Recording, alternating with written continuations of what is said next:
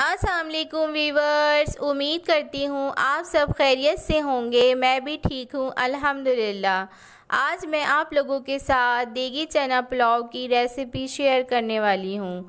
ये पुलाव बहुत ही टेस्टी पुलाव है। चलिए जी रेसिपी स्टार्ट करते हैं। सबसे पहले पढ़ लेते हैं बिस्मिल्लाहिर्रहमानिर्रहीम। इंग्रेडिएंट्स में मैंने 250 ग्राम वाइट चने लिए थे। इन्हें ओवरनाइट पानी में सोक करके रखा था और हाफ़ टेबल स्पून मीठा सोडा डाल दिया था और सुबह में इन्हें बॉईल कर लिया है। 2 अदद दरमियाने साइज़ के टमाटर लिए थे जिन्हें रफली चॉप कर लिया है। 8 अदद हरी मिर्चें ली हैं जिनमें से 4 में उन्हें पेस्ट बना के डालूंगी और 4 ऐसी डालूंगी। 1 लेमन लिया, उसके स्लाइसेस बना लिए। 2 टेबल स्पून सूखा हुआ पुदीना है और गरम मसाले में 1 टेबल स्पून सफ़ेद ज़ीरा, हाफ़ टेबल स्पून काला ज़ीरा, 2 अदद लौंगे, 2 अदद सफ़ेद इलायची, 4 अदद काली मिर्चें, 3 अदद साबुत रेड वाली मिर्चें और 2 अदद बिरयानी के पत्ते लिए हैं और 2 अदद बिरयानी के फूल। 500 ग्राम चावल लिए जिन्हें 20 मिनट पानी में सोक कर लिया। 3 अदद दरमियाने साइज़ की प्याज लिए जिन्हें बारीक चॉप कर लिया। 1 टेबल स्पून साबुत धनिया, 1 टेबल स्पून सौंफ और 6 अदद साबुत रेड वाली मिर्चें। सबसे पहले सौंफ, धनिया और साबुत मिर्चों को बिल्कुल लो फ्लेम पे रोस्ट कर लेंगे। इन्हें इतना रोस्ट करेंगे कि अच्छी सी खुशबू आने लगे। इन सब चीज़ों को हल्की आंच पे रोस्ट करना है। अगर तेज़ आंच पे करेंगे तो ये सब जल जाएंगे। फिर एक मिक्सी जार में डालकर इन्हें पीस लेंगे। बिल्कुल इनको बारीक पाउडर फॉर्म में नहीं पीसना, इतना पीसना है कि ये थोड़ा मोटा मोटा सा रहे। फिर एक पैन लेंगे और पैन में हाफ़ कप ऑयल का डालेंगे। अब जो हमने बारीक चॉप करके 3 अदद प्याज रखी थी वो सब ऐड कर देंगे।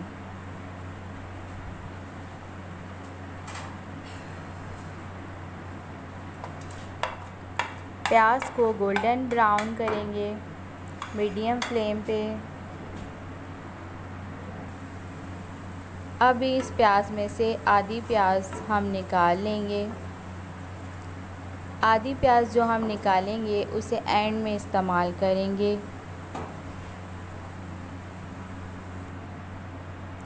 अब इसमें हमने जो साबित गरम मसाला निकाला था वो सब ऐड कर देंगे और इन्हें 2 मिनट तक फ्राई करेंगे ताकि इनकी अच्छी सी खुशबू आने लगे।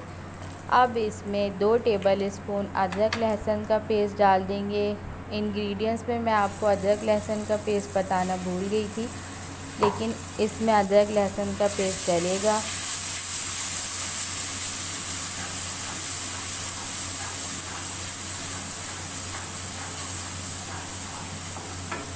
अदरक लहसुन का पेस्ट डालने के बाद 2 मिनट तक अच्छी तरह फ्राई करेंगे ताकि अदरक लहसुन की स्मेल निकल जाए। अब इसमें जो 2 अदद दरमियाने साइज़ के टमाटर लिए थे उन्हें ऐड कर देंगे और इन्हें 2 मिनट तक फ्राई करेंगे। और जो हमने 4 अदद हरी मिर्चें और पुदीना लिया था उसे पेस्ट बना लिया है, अब वो ऐड कर देंगे।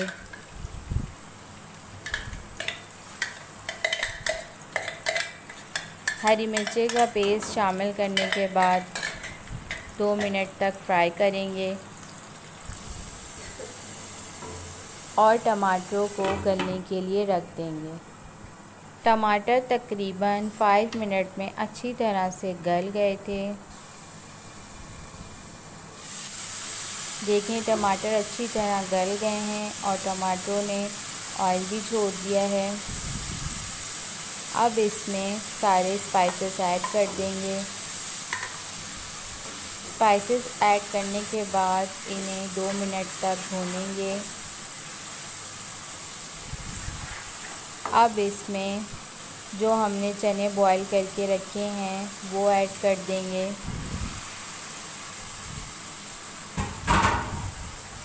और 2 कप पानी के ऐड करेंगे।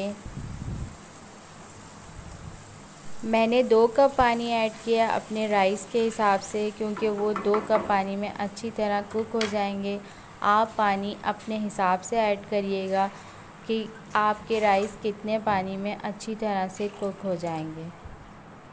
अब पानी में जो हमने 4 अदद साबित हरी मिर्चें बचाई थी वो ऐड कर देंगे और लेमन स्लाइसेस ऐड कर देंगे, और जब पानी में बॉयल आएगा तब राइस शामिल करेंगे।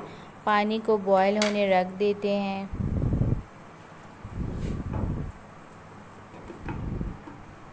पानी में तकरीबन 5 मिनट में बॉयल आ गया था। मैंने हाई फ्लेम पे पानी बॉयल होने रखा था।